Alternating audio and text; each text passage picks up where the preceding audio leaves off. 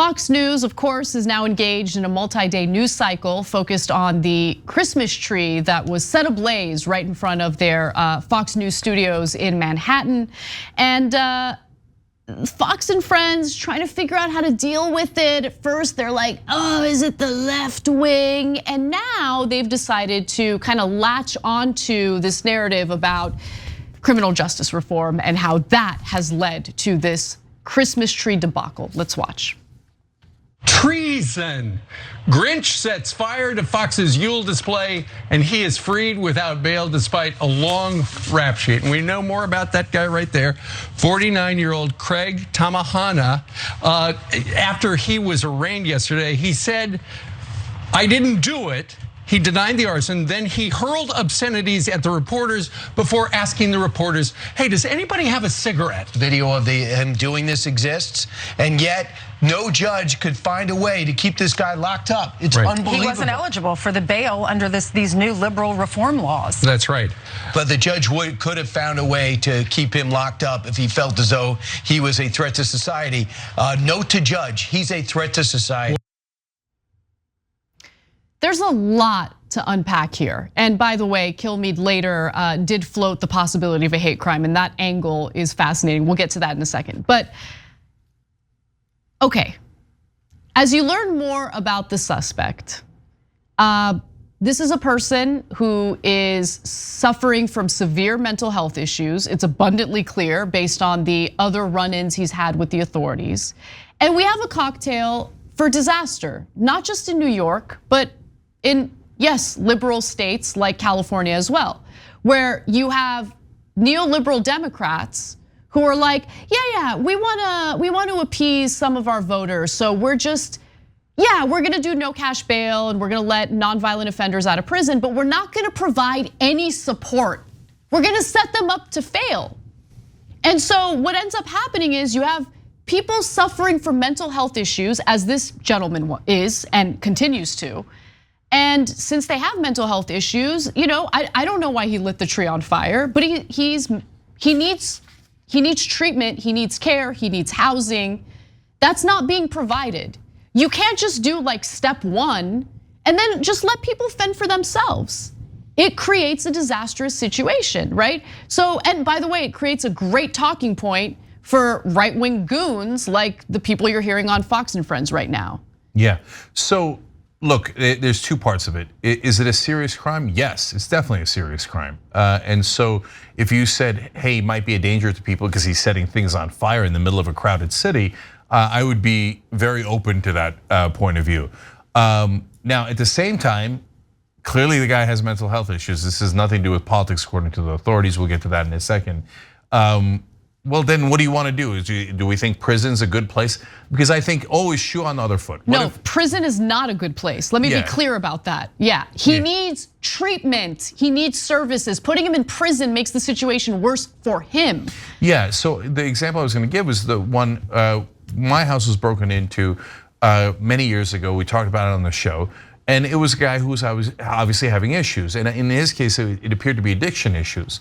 So the stuffing him into a prison because we got scared that night and I was worried about my family. Does that make it better? No, he's not gonna get the help that he needs and he's gonna get, it's only gonna prison's only gonna make it worse. And when he gets out, he's likely to do it to someone else because we didn't help him, we hurt him. And I know that like when it happens to you, it's visceral and you wanna protect your loved ones, etc. But we're asking people to be productive instead of counterproductive. You're not gonna be shocked to find out that Fox News is not going in that direction. Yeah, exactly. So I'm not in any way agreeing with anything Fox News is saying, but I do think that what we've seen, I guess in New York as well, we're experiencing it in California, is this policy of just letting people fend for themselves, like doing the very beginning of what could be positive policy, right? Really rethinking our criminal justice system.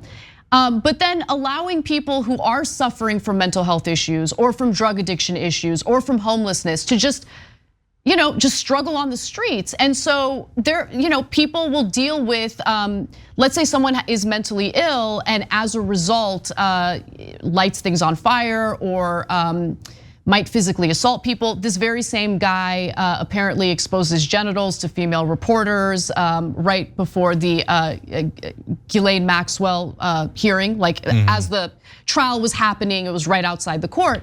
And look, it's not fair to anyone, right? Like, I don't want to see that. Those reporters didn't want to see that, but I don't want to throw this guy in prison because he is mentally ill and needs services. So there's just failure all around when it comes to our lawmakers, and I'm so fed up with it. And then of course you have people like Fox and Friends exploit the situation to make it a political talking point about how Democrats are too light on crime. No, this isn't about meeting this guy with more criminal charges. This is about really assessing the situation for what it is. An individual who's out on the streets, who has untreated mental health issues. In fact, his own father, like I read this comment from his father and I was disgusted by it. His father's like, oh, he's a nut. He's a total nut. I can't do anything about it. Yeah, well, why don't you try to get him help? I mean, Jesus Christ. So look, guys, it doesn't mean you just let him go and go, oh, no problem, go back on the street and light something else on fire. Yeah. That it's you have to obviously contain him because he's a danger to himself and to others, but do that in a medical setting instead of a prison setting. Again, Fox is not going in that direction. Now, Brian Kilmeade really wants this to be a hate crime, even though the cops have already said this is not politically motivated. So let's hear his argument. Here's the thing, in New York, under the new liberal policies of bail reform, arson is only a felony. You can only be held if it's a felony if the suspect tries to harm a person or commits a hate crime. And apparently lighting a Christmas tree on fire is not a hate crime. But it is, even though a lot of people could have been injured? Yeah, but here's the thing. Who says it's not a hate crime against us, against Fox News? Here's what we do know. According to the New York Post, which is co-owned with us, that Christmas tree was $500,000. I know. So this guy torches $500,000 worth of property and he gets to walk? I mean, we've been talking out in California about $1 million total eventually. Sure, out in California, we've been talking about, well, you can steal up to $1,000 worth of stuff and you won't wind up in jail. Here, apparently, you can torch $500,000 worth of property and you walk. He's out and about this morning. He has mental health issues, and that tree is not worth $500,000. It doesn't matter how much. I don't care at all. And by the way, I just don't believe him. I'm just making that point. But I want to go back to, because we've already adjudicated. We've talked about the criminal justice reform aspect of it. I want to go to the next video because there's something going on with Ducey and Kilmeade. Okay, and this is in regard to the allegations of a potential hate crime. Who says it's not a hate crime against us, against Fox News? Here's the thing, what we do know for sure, and we don't know the guy's motivation. But the judge could ask and be under suspicion and keep him locked up. Well, he might have, but here's what we do know. I'm seeing more and more interactions like that, where Kilmeade, does the typical Fox News thing. He like lies about something COVID related, or he proposes that this is really a hate crime. And Ducey is like, no, that's not what's happening. Anyway, let's move on. Like just immediately dismissing him and wanting to move on. It's kind of amazing. Look, the thing is, the minute I saw that a Christmas tree was lit on fire by Fox, I thought it might be an attack against Fox. So it's not a crazy thing to think, right? But now we know, by the time they were on the air, that's why Ducey's trying to shut him down. They already knew the guy has mental health issues, and it was not at all political, and it wasn't directed at Fox. And so that's why Kilmeade saying it might be a hate crime against us. It's absurd. It's ridiculous. Absurd. By the way, if they say arson is not a felony, that's also absurd. Of course, arson is a felony. And so the point of saying you don't need bail on misdemeanors is that they're not physical or very serious crimes. They're not putting other people in danger, right? That's why you say, hey, if you don't have $100 for bail, I'm not going to keep you in jail for jaywalking, right? But we're not talking about arson. Arson's a very serious crime. So, and by the way, they're outraged that, oh my God, he didn't even get any. He's not even in prison, guys. I did this story a couple of days ago of a right-winger that planted bombs under a bridge where he thought Black Lives Matter protesters were gonna be in Pittsburgh. It was adjudicated, he was found guilty and got no prison time. That's a terrorist who tried to murder people with bombs, Because since he was a white right-winger, they're like, oh, you're free to go. They gave him 6 months house arrest. Did you see Fox News losing it over that? That's a terrorist. How could they let him go? What kind of liberal reform is this? No, when it's conservatives who get to walk, even if they're terrorists, they're thrilled with it. They don't care at all.